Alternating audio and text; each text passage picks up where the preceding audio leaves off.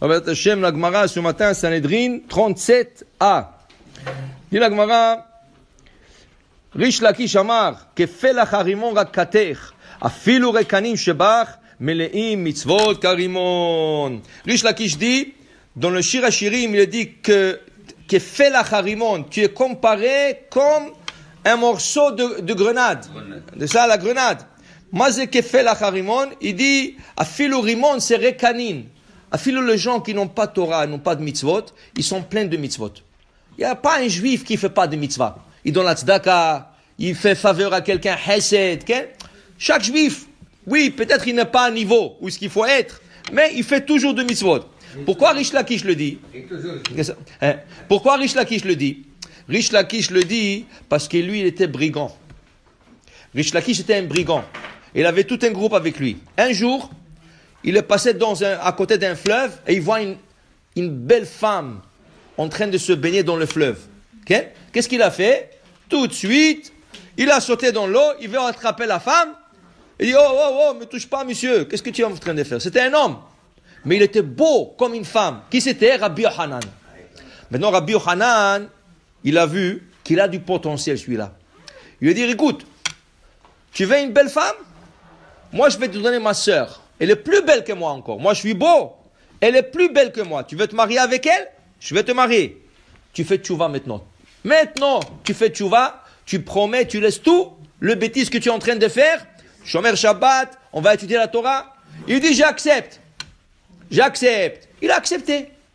Maintenant, il a oublié son épée de l'autre côté de la rivière parce qu'il pensait que c'était une femme. Il n'avait pas besoin.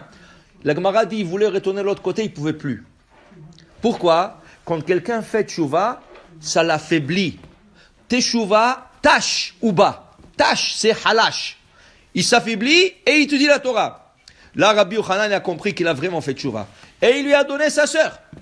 Sans blague. Il lui a donné sa sœur, il s'est marié avec sa sœur, et chaque jour, ils étudiaient ensemble. La Gemara dit dans Baba Metzia, un jour, ils sont arrivés à un passage. Comment fabriquer une épée? Maintenant, l'épée, elle est faite en métal. Qu'est-ce qui arrive si de l'impureté touche le métal? Le métal, c'est le pire. C'est le premier qui reçoit de l'impureté. Il devient impur. Tamé. Donc, alors maintenant, ils discutent Rabbi Yochanan et Rish Lakish. Le forgeron, il a fabriqué une épée. Maintenant, elle est molle. Elle vient d'être fabriquée dans le feu. Comment on endurcit le métal? On le met dans de l'eau froide. Et là, ça ferme le port et ça devient... Qu'est-ce qui arrive si la Touma, elle a touché l'épée quand c'est mou? C'est encore mou. Rabbi Yochanan, il dit, tamé, c'est impur. Rish Lakish, il dit, c'est tahor, c'est pur. Il commençait à discuter. Rabbi Yochanan lui a dit, c'est un beau frère. Il lui a dit une blague. Il a dit, toi, tu dois savoir parce que toi, tu étais brigand, toi. Toi, tu es un bandit.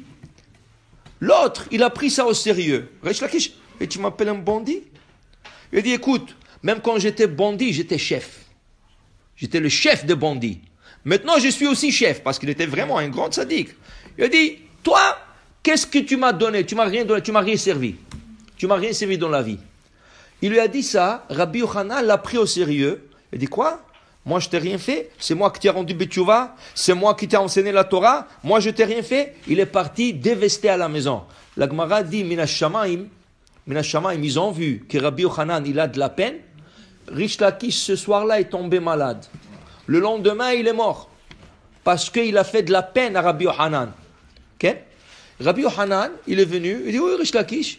Il dit, il est mort. Il est mort? Il a commencé à pleurer. Il n'arrivait pas à arrêter de pleurer. Il dit, Rabbi, il n'y a pas de problème, on va t'emmener quelqu'un comme Rish Lakish. Ils ont emmené un rabbin comme Rish Lakish. Non, je ne veux pas de lui. Il dit, pourquoi? Il dit, lui, chaque fois que je dis quelque chose, ce rabbin-là, il m'apporte 24 preuves que j'ai raison. Il dit, je n'ai pas besoin de que j'ai raison, je sais que j'ai raison. Rish Lakish, quand j'ai étudié avec lui, il m'a apporté 24 questions que je n'ai pas raison et j'ai dû répondre les questions à Rabbi Yochanan et je suis devenu un grand chacham grâce à Rish Lakish et je suis devenu un chacham grâce à Rish Lakish. La Gemara dit, il ne pouvait pas se consoler jusqu'à qu'il a demandé aux chachamim prier pour lui pour mourir. Et il a dit la phrase suivante, o havruta, o mituta, ou une partenaire d'études ou la mort. Et il est mort, Rabbi Yochanan. Il ne pouvait pas étudier seul. Il avait de la peine pour Rish Lakish qu'il est mort. Il ne pouvait pas étudier sans lui. Il est mort. Il a demandé qu'on prie pour lui. Ils ont prié pour lui, il est décédé. Alors pour vous dire, Rish Lakish il dit, écoute, même des gens qui font rien du tout, ils sont pleins de mitzvot. Ils font la tzedaka, ils font beaucoup de choses. Alors il ne faut pas dénigrer ce gens-là. Il faut les approcher, il faut leur dire, viens à une prière, viens faire une prière, viens un peu le Shabbat. Okay? Invite-le pour le Shabbat. Alors, il dit Rish Lakish, ce gens-là, il faut les approcher vers la Torah. Il ne faut pas dire celui-là, il ne voit rien du tout. Non, il faut les approcher. Dit la Gemara, alors Rabbi Zera, avoue ane berionné bishvivute. Il avait des voyous. Dans son voisinage, des voyous. Il fumait, il parlait, il faisait rien du tout. Pas de Torah, rien. Et Rabbi Zera, à chaque fois, il allait, ah mon frère, comment ça va? Ça va, Tzadik? Comment vas-tu? Viens. Qu'est-ce que tu as fait aujourd'hui?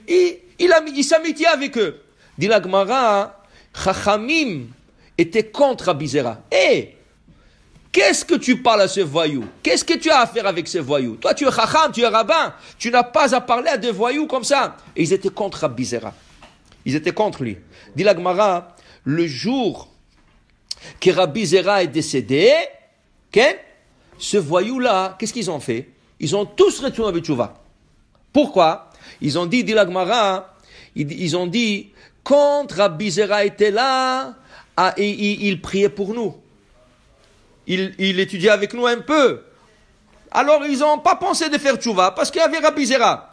Mais la Gemara dit, Adna Aïdna, maintenant que Katina Harir Shake, il n'est pas là pour demander de Rahamim Alan, de prier pour nous. Il dit, qui c'est qui va prier pour nous? Ils ont tous fait tchouva.